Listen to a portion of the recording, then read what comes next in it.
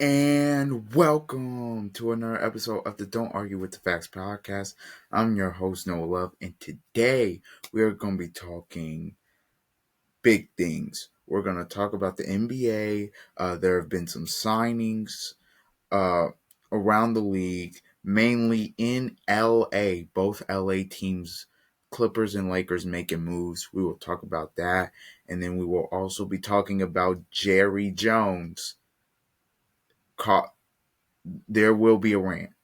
It'll be there will be a rant after I show you what Jerry Jones said about Micah Parsons. And then we will also be getting into the NFL schedule, the whole schedule, the top games, the must watch, must see games of the 2025-2026 season. But let's get straight into it. We will be starting with Chris Paul. Chris Paul has signed a deal with the Los Angeles Clippers. The Clippers signed him after signing Bradley Beal a couple days ago. Chris Paul reuniting with the Clippers for his 21st NBA season and his pretty much his last NBA season. This from Shams Charania. Free agent point guard Chris Paul has agreed to a deal with the LA Clippers for his expected final 21st NBA season. Paul Forty have multiple suitors such as the Milwaukee Bucks, Charlotte Hornets, and Dallas Mavericks, but the 12-time All-Star chose the contending Clippers in their shared history in Los Angeles. Paul told the Pat McAfee Show in June that he was determined to play his 21st season near his family who live in Los Angeles. This marks a return to the Clippers for Paul, who played for the franchise for 6 seasons, 2011 to 2012 to 2016-17, during which he was a five-time All-Star. He was also selected to 5 All-NBA teams, the most in franchise history, and he had 4,023 assists with the Clippers, also the most in their history. Chris is one of the most impactful players to ever wear a Clippers uniform, and it's appropriate that he returns to the team for this chapter of his career, Lawrence Frank, president of basketball operations, said Monday in a statement. Paul becomes the latest veteran addition to the Clippers, who also have added shooting guard Bradley Beal, power forward John Collins, and center Brook Lopez this offseason. The Clippers were searching for a reserve point guard in the marketplace, having conversations with Malcolm Brogdon as well, but landed on Paul out over the past 7 days. They have also created salary cap flexibility so they can be opportunistic in the next 2 summers to potentially go after stars. He is joining us as a reserve point guard and is excited to fill whatever role coach Tyronn Lue asks him to play, Frank told reporters. He wants to be part of the group, and we are fortunate to have him back. Paul spent the last season with the San Antonio Spurs and played all 82 games, becoming the first player to play 82 games in his 20th season or later. The Clippers want to preserve James Harden, who played nearly 2,800 minutes last season at age 35 in his 16th NBA campaign, and view Paul as insurance against injuries that typically impact a roster during an 82-game season plus the playoffs. Role awareness, especially in this next roster spot, will be critical, Frank said. Paul, who was selected fourth by the New Orleans Hornets in 2005 and was the NBA's Rookie of the Year that season, had 12,499 assists and 2,717 steals in his career, second all-time in both categories.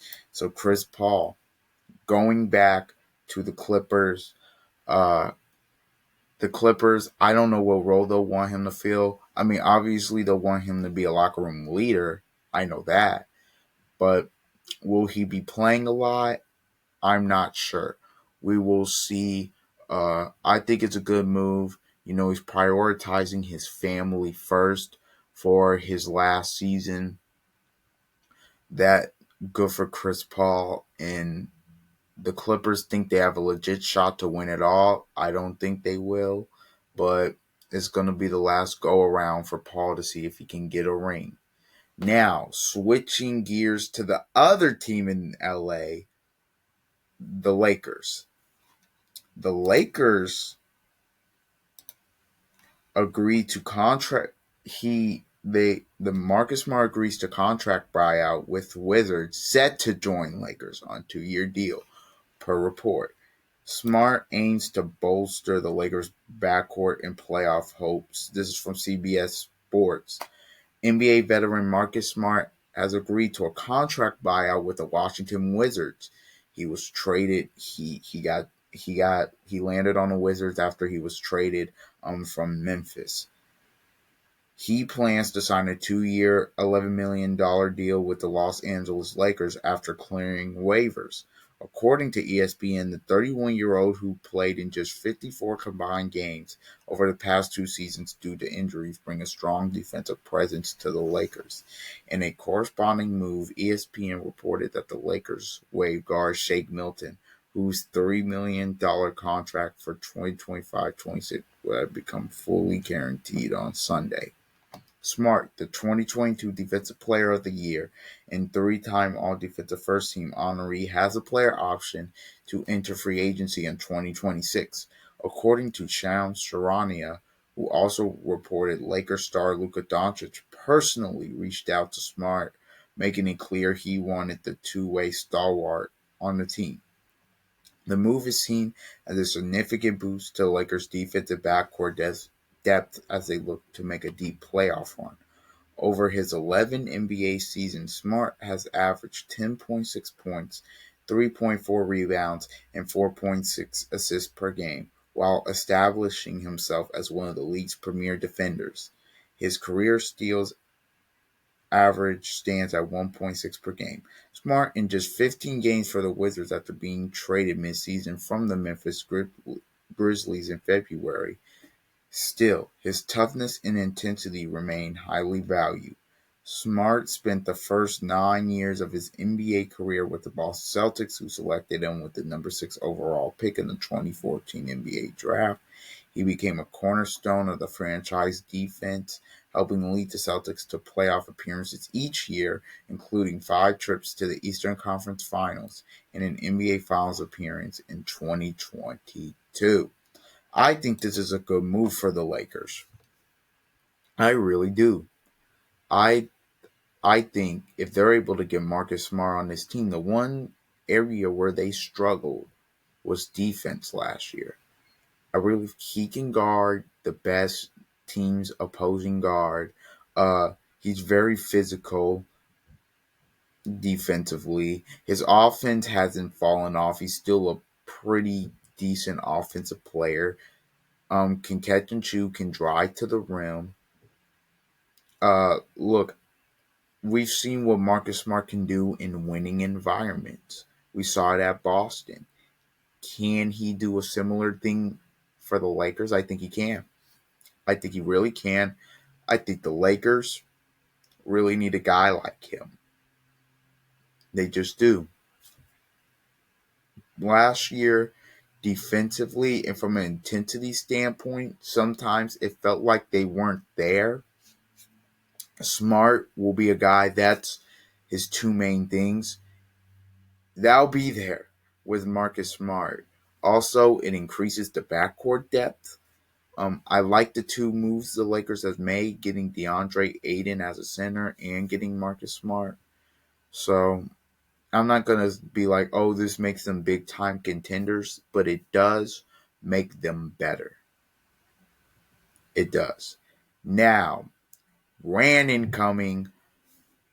Let's get into what Jerry Jones said. I'm going to play the 28-second clip of what Jerry Jones said about Micah Parsons and his contract. He takes a shot at Micah and he takes a shot at Dak Prescott, who he signed last year for $60 million.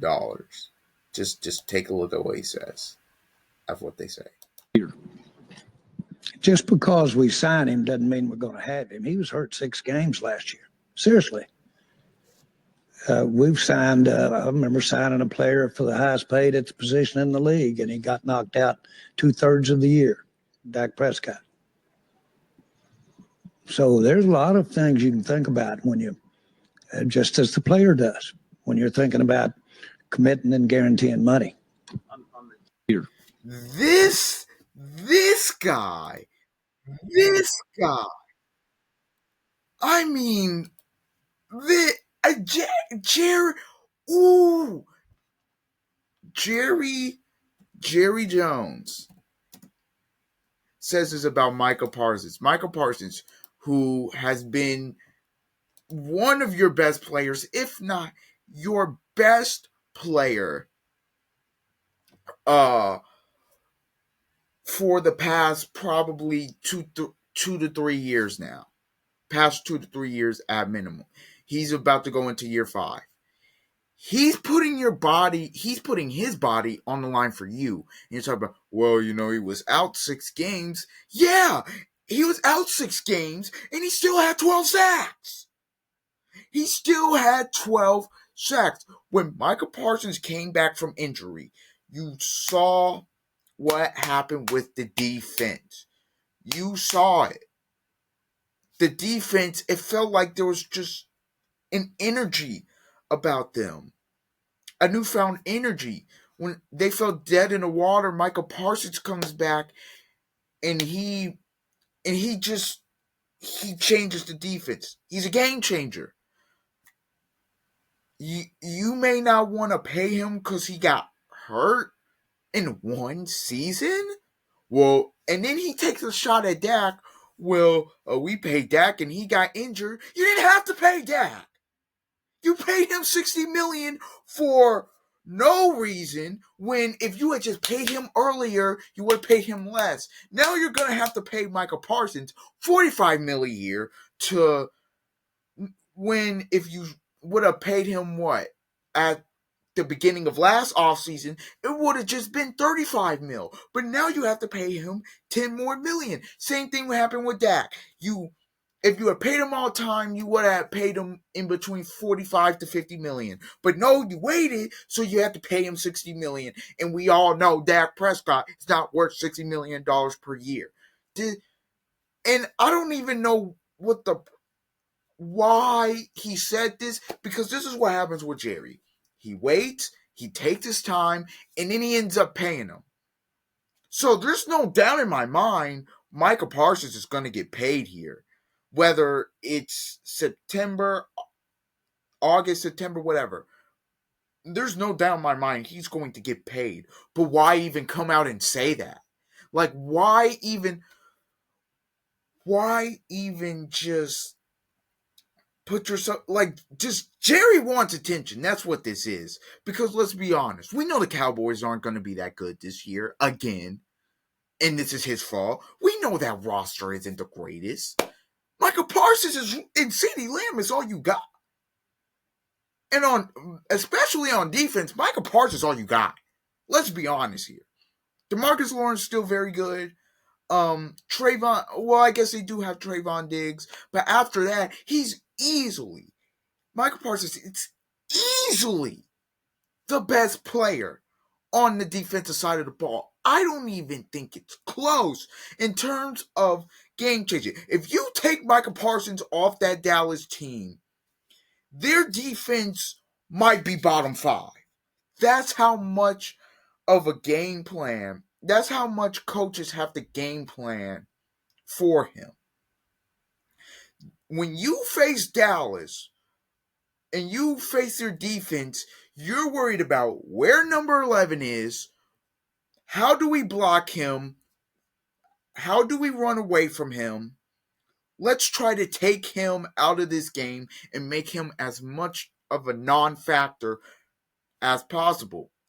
And sometimes he'll just wreck the game plan. Sometimes sometimes teams will go, they'll have obviously the tackle, but then they'll have the tight end chip him, the tack, or they'll have the running back try to chip him. Michael Parsons, I just don't understand. Look, I don't understand. What's the point of even coming out and saying this? What's the point? I don't understand. Jerry just be talking, bro. The Cowboys won't win anything until Jerry Jones is gone. Straight up. He won't until Jerry Jones is gone, the Cowboys won't win. They just won't win. He's the owner and the GM. He wants to be given all the credit if they win, but they don't win. In the 90s, it was when he got rid of Jimmy Johnson. It was because Jerry wasn't getting any credit. He didn't deserve any credit. Jimmy Jimmy helped build that team up. Jimmy was the one coaching that team in big time games. We're going to give the credit to Jimmy Johnson and the players on the field. Not you, Jerry. You didn't do anything. And ever since then, you have sucked. You have not even reached an NFC title game for a reason. Okay, I guess you had a year with Barry Switzer in there, but you get the point. Barry Switzer, Eggman talked about it. He didn't like Switzer. JJ Watt made a tweet that, by the way, Michael Parsons reposted. JJ Watt says, anytime you can publicly take a dig at your star quarterback and your star pass rusher simultaneously right before the season begins, you just gotta take it. ... Nothing make guys want to fight for you more than hearing how upset you are that they got hurt while fighting for you. This is obviously a sarcastic tweet by JJ Watt. Michael, and since entering the league in 2021, Parsons has 52 and a half sacks over 63 games, and he also has 63 tackles for loss and 112 quarterback hits and 9 forced fumbles over that span.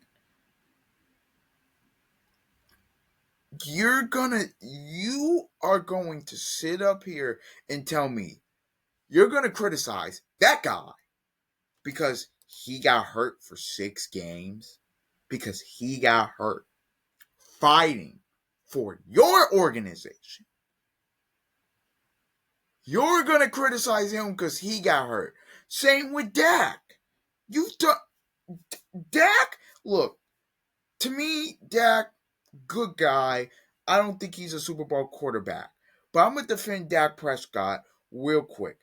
Dak Prescott, the amount of stuff he's had to go through with Jerry Jones, his first contract negotiation, the first one, he goes and gets a broken, I believe it was a broken leg, broken ankle.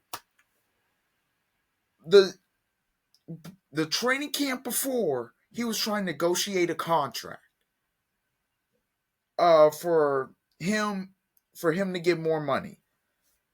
He gets that broken ankle.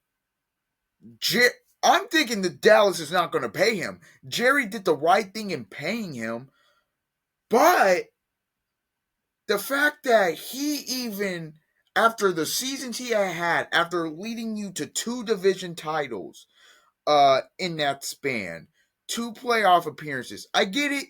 He won only 1 playoff game. I understand that. But it's a team game. Him losing some of those playoff games aren't totally on him. Okay, so you pay him. Then we're in the situation last year again. He's not injured, but you don't want to pay him. You end up paying him more than if you just would have been like, okay, let's get the deal done now. Jerry puts himself and organization in bad positions every offseason. And he seems just not to care. He doesn't care. Jerry Jones is a detriment to the Cowboys organization. Clip it, put it whatever you want. He's a detriment. I know it. The 31 other teams know it. The media knows it. Cowboys fans know it. Everybody knows it. Until Jerry Jones is gone, the Dallas Cowboys will not win anything. That's the sad fact of the matter. So, Cowboys fans, you want to come out here and say it's your year every year? No, it's not. You know why? Has nothing to do with the players, has nothing to do with the coaches. It's because Jerry Jones at the top is still stuck in his old ways, and at this point in time, he will never change. Never. And that's why you won't win. It's honestly ridiculous. It's ridiculous. Okay, let's shift gears here to some of the must-watch games of the NFL season. We are going to be going over some of the storylines for these massive games. NFL is right around the corner. September it starts. We're almost there. Man, I'm still heated, but let's let's talk about it. First, I got on the list. Week 1, Baltimore at Buffalo. Week 1, Sunday night. Uh, it's Lamar Jackson. It's Josh Allen. Josh Allen coming off the MVP. Lamar Jackson thought he should have won it. It's a rematch of the divisional round game last year where Buffalo ends up beating Baltimore to advance to the AFC title game. Obviously, Baltimore wants some get back from that. In the regular season, you know what happened last year. Baltimore beat Buffalo 38-10. It was a blowout. It's Allen, it's Jackson, it's McDermott, it's Harbaugh. It's week 1. You can't wait to watch that game. Uh, other one, here's another one in week 1. The Texans at the Rams. I think this is a very fascinating matchup that for me, I think these are going to be two very good offenses. Um, the addition of Devontae Adams will be huge for the Rams. Obviously, it's McVay, it's D'Amico Ryans. Also for the Rams, they're going to be going up against that stout Houston defense and Houston pass rush. These two teams are built very similarly. They're great on the outside, in terms of their outside receivers, and they can really throw the ball. They are both very balanced with their running and passing attacks, and also they have good front sevens. The Rams probably, not even probably, I'll say it, the Rams have the best front seven in football. And that's going to be a big test for the Texans in week 1 because Stroud repeatedly last year just got hit and hit and hit and sacked and sacked and sacked. I believe that is a fascinating matchup in week 1. Another fascinating matchup in week 1, Steelers at Jets. That matchup is just Rodgers going back to New York. Fields gets a shot against his old team in his new home. Uh, I think that's just going to be a very good game. Also, Garrett Wilson just got paid. We want to see how he comes out. Obviously, it's a debut of Aaron Glenn. It's a debut of Jalen Ramsey in a Steelers jersey as well. TJ Watt just got paid. I think that's a very fascinating game. Week Now, moving on to the next one, week 2, Philadelphia and Kansas City. Fascinating. Fascinating, fascinating, fascinating is the word of the day. The the Chiefs are coming off that Super Bowl loss. It's a Super Bowl rematch. It's in Arrowhead. The Eagles did lose some depth, but it's Sirianni Reed. It's Hurts Mahomes. It's on Fox. Super Bowl rematch. What else more can you say? That's a must watch game that a lot of people need to tune into. Week 3, I have Detroit at Baltimore in week 3 as another one of them. Last time Detroit played Baltimore in Baltimore, it did not go well. Baltimore routed them. Um, beat them good. They were up 28-0, and then I think they ended up winning 35-7. Baltimore. This is without Derrick Henry, by the way. This was the year they went to the AFC title games of 2023. Detroit has a tough schedule. Detroit's lost 8 assistant coaches. Okay, so when I did my NFL predictions, I picked them to be a wild card team but not win their division. I just think it's really hard to win your division 3 years in a row, especially with how good it is. And B, losing 8 assistant coaches, especially losing your offensive coordinator and defensive coordinator. I expect them to take just a little bit of a step back. I don't think they'll be as dominant. I think that is fair. Uh another one another game. Baltimore at Kansas City, week 4. Look, Baltimore can never seem to beat Kansas City. Jackson can never seem to get the edge over the Chiefs. Steve Spagnuolo does a great job game planning against him and forcing them to turnovers. It's a fascinating game because Baltimore, look, they add Jair Alexander um, this off season. The Chiefs, they've lost some guys this off season. Also, Travis Kelsey aging.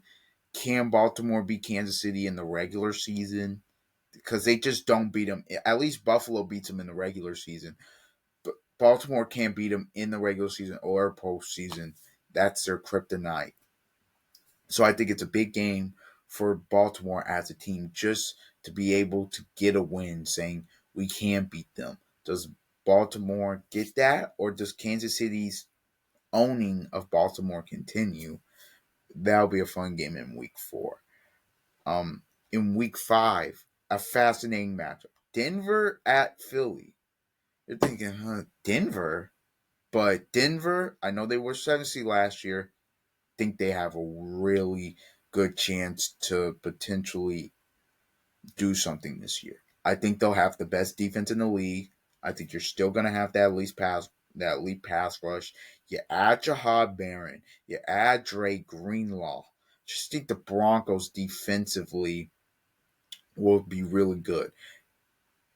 Still, I think they'll be the best defense in the league. Now, in terms from an offensive standpoint, you're looking for improvement for Bo Nix. Is the sophomore slump a thing? We will see. But them going on the road to play Philly, I think will be an interesting test kind of early in the season in week 5 to see where they are. Philly, that's Jalen Hurts, Barkley.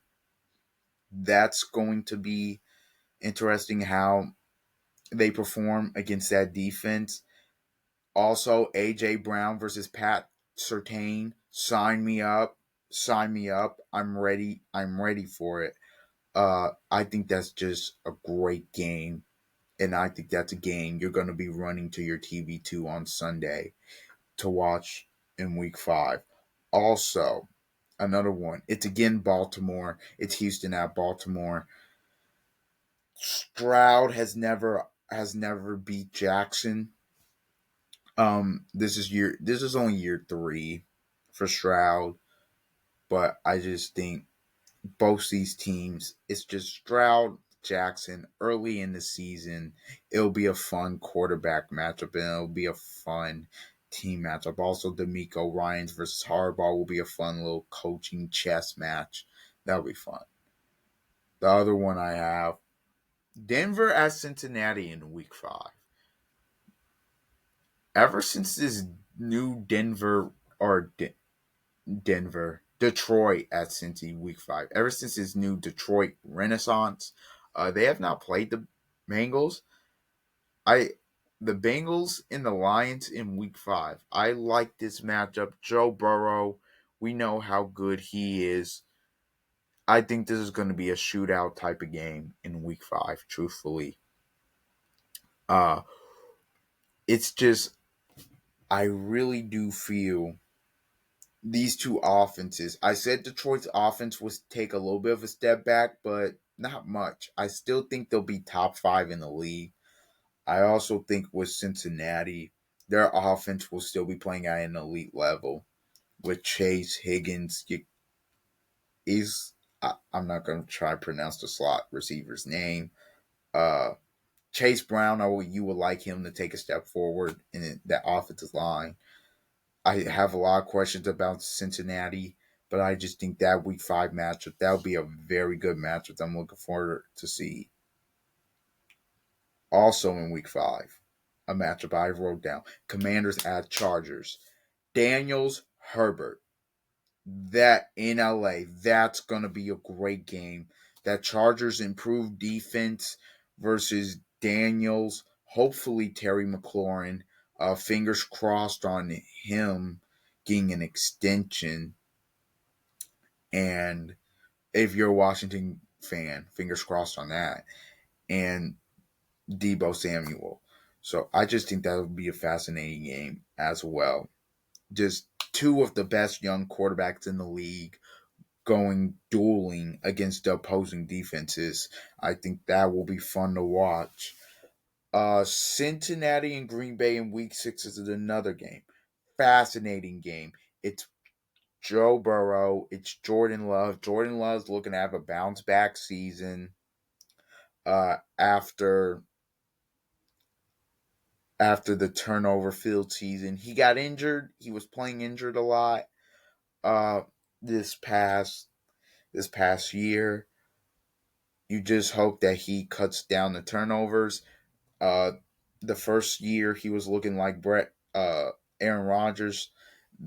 The last year he looked like Brett Favre. We'll see. We're just gonna finish off with this half of the list. There will be a part two. There will be a part two. The other one in Week 6, Detroit at Kansas City. The Super Bowl that has never been. That has never been. A lot of people have wanted this Super Bowl for the past 2 years. They've been denied of it because Detroit just can't get there. This will be an interesting matchup. How will Steve Spagnuolo try to slow down the Lions' offense? Also, the return of Aiden Hutchinson will be a big deal for Detroit this year in terms of their edge rushing. How will they be able to slow? How will the Lions be able to slow down Patrick Mahomes? It's in Kansas City. Last time these two teams played, the Lions got the dub in Kansas City to start off the season. They ended up winning the division, going on to the NFC title game, and it would have been Detroit and Kansas City again, but the Lions blew that game. Dan Campbell. Yeah, that was tough. But yeah, that will be a fascinating game to watch. All right, this has been the Don't Argue with the Facts podcast. Thank you guys for the recent support. Please like, comment, share, subscribe, and until next time, see ya.